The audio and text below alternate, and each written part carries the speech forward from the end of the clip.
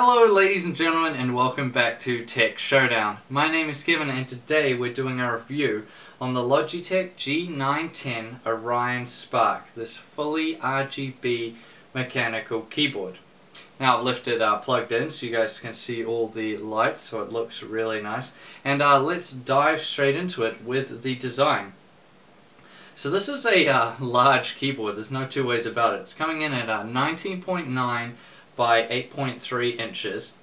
It's even bigger if you attach the additional wrist rest on it. It comes with this one from default, the stock one that's attached to it, but there's an even bigger one that you can attach, so yeah, it's going to be pretty massive with that one on it. I actually don't have an issue with that. They've put a lot on here, and I don't really have an issue with it being that big, and I don't think most people will, honestly. You get used to it very quickly, so not an issue at all. The keycaps. Now this was quite interesting, and a lot of people have been paying attention to this because this is what makes it stand out a lot. So the keycaps have these sides that protrude, and they're quite angular. And it gives you quite a different feel when using it. It's quite nice. Your fingers kind of settle into it. At first I wasn't sure if I was actually going to like it, but yeah, it is quite nice to use, and you do get used to it. And I wasn't expecting them to be, you know, that good. So that was quite a cool, different thing. Now it also comes with 9 macro keys up here and 3 profile keys.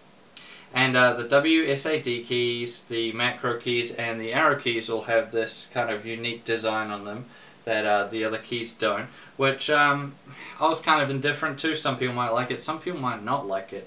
But yeah, that's there, so, and obviously that changes with the colors as well, so it can look quite cool. Especially if you have the WSAD keys and the arrow keys and the macro keys all set to a different color than the rest of it, then it really does stand out then. And the G910 logo down the bottom here on the glass, that also changes color, and that can look really cool as well if you set that to a different color from the rest of it. Now it has full media keys up in this top right. So that's quite interesting, and it's a good thing to have. As I've said before to you guys, that personally I always forget to use them. So that's kind of the biggest drawback for me, and that I always forget they're there. But yeah, for people that buy this and they're already used to using media keys, or you know, they probably don't use as many or change keyboards as often as I do when I'm reviewing different ones and that, then they could probably get used to it and take advantage of that feature. Now there's also big non-slip pads on the base, so that's really nice to see. So this thing isn't moving anywhere, and of course you can hike it up a bit more if you want to. There's a lot of cool things on it, and that's one of them, so that's always a good thing to have. Now the keys. So this is the main one everyone's going to be wondering about, because this is what I was wondering out the most. So it has their Roma G key switches. So these, as I said in my unboxing and overview video when I tried it out very briefly, these are similar to Cherry MX Brown switches. If you've used them before, that's what I can compare it to the most. And that's probably something you can go down to your local computer store, and if they have some mechanical keyboards laid out, a lot of stores do that. Try one that has a Cherry MX Brown switch, and it'll feel very similar to this. Or you know, if they have this keyboard out, you just try it. But if they don't, then try that. Yeah, so it feels very, very similar. It's not clicky because it's a brown switch, so it's silent. And also the main difference is it feels a lot shorter. So it's like a brown switch that's been shortened by about 25%. So that was quite interesting to get used to. You know, if you have never used a mechanical keyboard before and you just get this one, then you probably won't need to really get used to it. But if you're coming from Cherry MX switches, then you will need to get used to that shorter switch. However, once you do get used to it, they're pretty good. Honestly, I was not expecting them to be as good as they were, these Roma Gs. Yeah, I thought they were excellent. They did everything I wanted. They were perfect. I would say they're about 90% as good as a Cherry MX Brown switch. 90%. So why are they not as good? Okay, so the main thing for me is they just don't feel as smooth to use, and being shorter, for me personally, it kind of made me feel like I made more mistakes, especially with typing.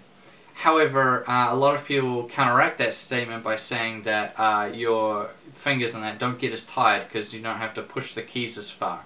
So that could be a factor as well for some people, but generally I'd say it's a pretty fair thing to say, regardless if you use this or you use Cherry MX before that it's 90% there, and you do notice the smoothness difference between these and the Cherry MXs, but still a really good effort. And you know, it's a million times better than Razer's mechanical key switches, which I've used quite a few times, and they are not good at all. I mean, Razer should just go back to using Cherry MX switches, because their own key switches are pretty terrible, where these ones were fantastic. So great job on Logitech. And also, if you want, say, clicky switches like Cherry MX Blues, then you're going to be out of luck, and it just depends on your taste, if you like them or not. But yeah, overall, yeah, pretty good. So, lighting.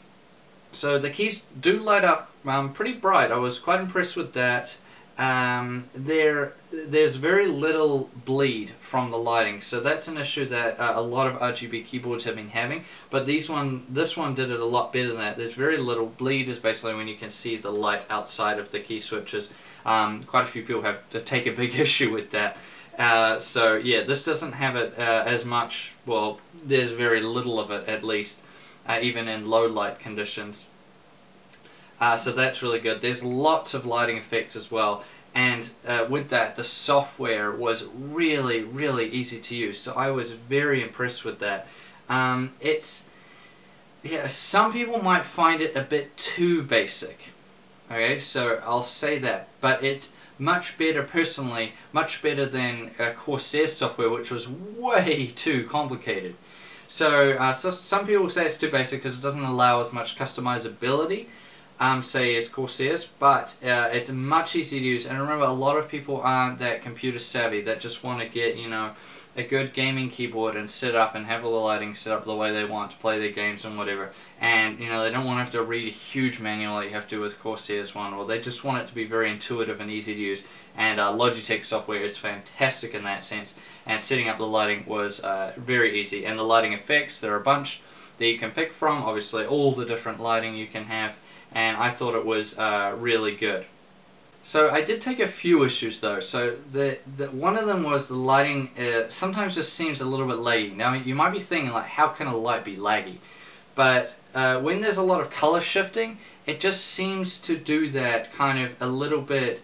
It just doesn't look that smooth to your eye. Now it's going to be very hard to show on camera, and it's kind of hard to even describe, but it just doesn't seem as smooth the way it transitions through the colors if you have an effect that does that set on the keyboard. Obviously, if it's just set to one color like it is now, then you're not going to have that issue.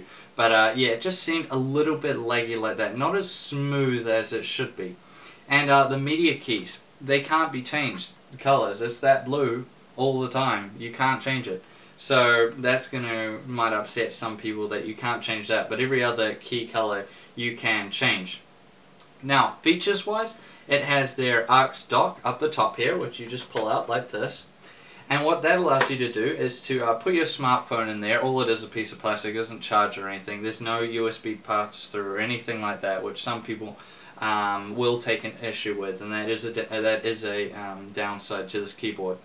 But you can put your cell phone in there, and then using the Logitech app, connect up to your peripherals and also to your system itself, and then you can do really cool things. You know, it seems like a gimmick, but it was really easy to set up, and you can do really cool things, like you can read out your system information, you can make on-the-fly settings adjustments, say if you have a Logitech mouse as well, to that, and it's just really, really handy. And the system information one was the one I thought was the most handy, because you can actually see, you know, when you're in a full screen game, everything that's going on. You can just look down what temp my GPU's at, or you know, my CPU usage, where's that at, or my RAM usage. It was just a really cool thing to add with it, and I really liked it. And it's not, you know, it could actually be very useful for a lot of people out there. So in conclusion, what do I think of it? Well, honestly, it's a really solid gaming keyboard. It just does everything really good. Honestly, I was quite surprised with how good this actually is. So, as far as the overall design goes, it is quite large, but it has a lot of things there, and it's going to tick a lot of boxes for people that say really need macro keys or they want media keys. and the design of the keycaps was very good.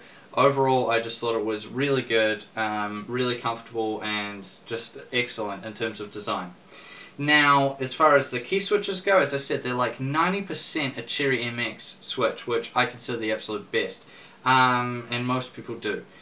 It's really, really good in terms of their effort.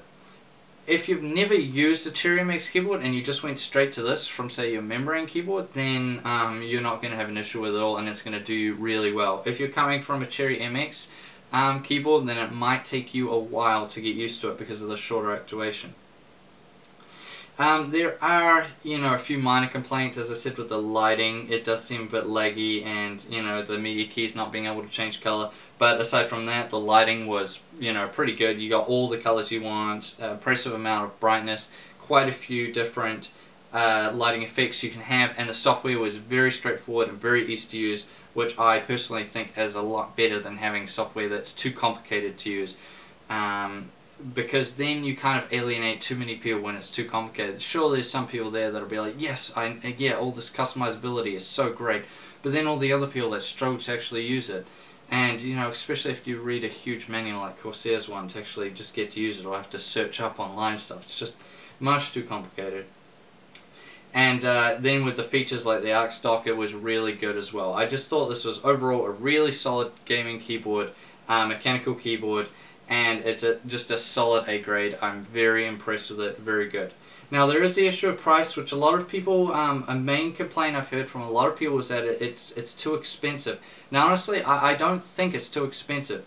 As I said, it looks like they've made drawbacks in some areas, like it not having a braided cable for one of them, no USB pass-through, and there's other minor issues as well. But overall, I don't think it's that bad, and the build quality seems solid. So honestly, I think it is worth its price that it's at, but if it drops, that's obviously a bit better. And you have to look at what it's competing with in terms of the other RGB keyboards, and they're all kind of hovering around the same price right now.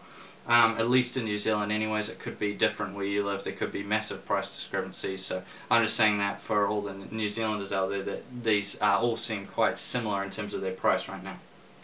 Anyways, I hope you guys enjoyed this video. This was quite a fun one to make, and I was really impressed with this. So let me know what you think of it if you've tried one out. What did you think of it, and what did you think of the Cherry, these Roma G switches compared to Cherry MX switches? Obviously, it'd be a bit unfair to compare it to other types, but compared to, say, the Cherry MX Brown, what did you think of the Roma Gs? I'd like to know what you guys know.